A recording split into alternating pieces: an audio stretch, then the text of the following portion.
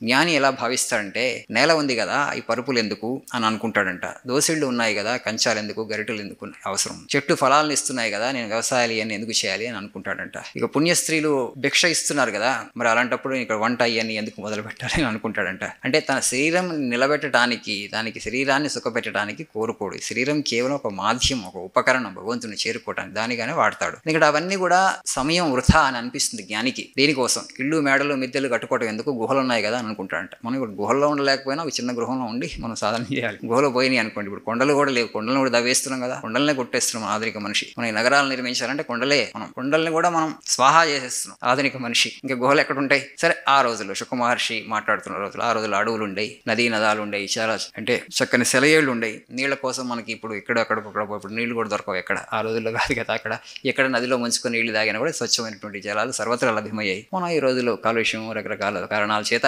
21వ శతాబ్దంలో అభివృద్ధి పేరుతో ప్రకృతిని చాలా నాశనం చేశాం కాబట్టి స్వచ్ఛమైనటువంటి జలాలు ఎక్కడ దొరకవు. ఇవన్నీ ఉన్నాయి కదా, దీనికోసం ఎందుకు తాపత్రయపడాలి? దేహాన్ని నిలపడానికి ప్రకృతి కనీసమైనటువంటి కల్పించినాయి కాబట్టి దేహాన్ని నిలపడానికి ఇప్పుడు చదువులు, తర్వాత ఉద్యోగాలు, తర్వాత మళ్ళీ ఇళ్ళు, వాకిళ్ళు ఏం అవసరం అని అనుకోడంట జ్ఞాని. సో అనుకోకుండా ఆ సమయాన్ని కూడా దేనికి వెచ్చిస్తాడంటే భగవంతుని ఉపాసించడానికి వెచ్చిస్తాడు. అది ఆ కాలంలో వాళ్ళకి సాధ్యమైంది, మనకి సాధ్యం కాదు. వాళ్ళని అనుకరించడానికి ప్రయత్నం చేయకండి, రెండుకి చెడ్డ రేవళ్ళు అవుతారు. కాబట్టి కనీసంతో బ్రతకడం నేర్చుకుందాం అని చెప్పడం అనమాట.